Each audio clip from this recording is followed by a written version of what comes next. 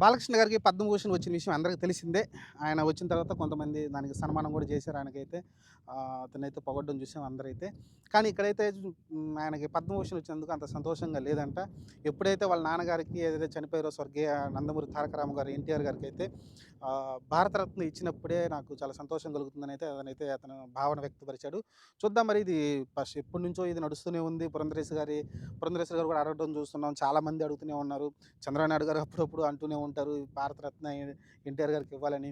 ఇలా ఎంతమంది అడుగుతున్నప్పటికీ పార్లమెంట్‌లో గూడా వాళ్ళ హరికృష్ణ అప్పుడు స్వర్గీయ హరికృష్ణ గారు గూడా మాట్లాడడం చూసాం. భారతరత్న ఎన్టీఆర్‌కి ఇవ్వాలనైతే. ఇలా చాలామంది అడుగుతూనే ఉన్నారు గానీ ఇప్పటివరకైతే భారతరత్న అయితే రాలేదు. వాళ్ళైతే ప్రయత్నిస్తూనే ఉన్నారు. చూడాలి మరి ఇప్పుడు పద్మభూషణ్ వచ్చింది గానీ నాకు అంత సంతోషంగా అనిపించట్లా. మా నాన్నగారికి ఎప్పుడైతే భారతరత్న వస్తే అప్పుడే నేను సంతోషంగా ఉంటానైతే ఆహ్, తన కన్న తండ్రిపై ఉన్న ప్రేమనైతే అతనైతే వ్యక్తపరిచాడు.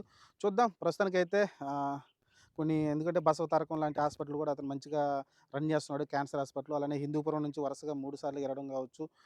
బాలకృష్ణ అయితే మంచిగానే ఉన్నాడు. ప్రస్తుతానికైతే చూడాలి.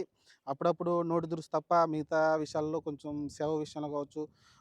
రీసెంట్‌గా మనం చూసాం గదా! అక్కడ కొన్ని ఈ లోకల్ చైర్మన్ ఎలక్షన్‌లు ఉంటే దాంట్లో కూడా గెలవడం చూసాం. కొన్ని ఏదో జరుగుతున్నాయి అక్కడ కొన్ని. కానీ గెలిచారు ఓవరాల్‌గా. అక్కడే బాలకృష్ణ దగ్గరుండి అతనైతే గెలిపించుకున్నాడు. ఓవరాల్‌గా అయితే బాలకృష్ణ గారైతే పద్మభూషణ్ రావడం అనేది చాలా సంతోషకరమైన విషయం.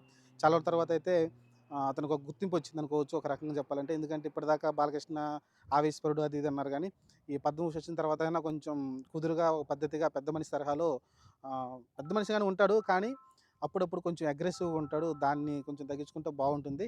చూద్దాం ఆయన కోరిక మేరకు ఆయన కోరిక మేరకు సీనియర్ ఎన్టీఆర్ తారక రామారావు గారికైతే ఆహ్, భారతరత్న రావాలని అందరం కోరుకుందాం తెలుగువారిగా. తెలుగువారిని తమిళనాడు నుంచి బయటకొచ్చిన తర్వాత తెలుగువారికి ఒక ఐడెంటిటీ క్రియేట్ చేసింది అప్పుడున్న ఎన్టీ రామారావు గారు. దీన్ని ఖచ్చితంగా ఎవరు మర్చిపోరు. చూద్దాం మరి ఫ్యూచర్‌లో ఏమన్నా భారతరత్న ఎన్టీ రామారావు గారికొస్తుందేమో.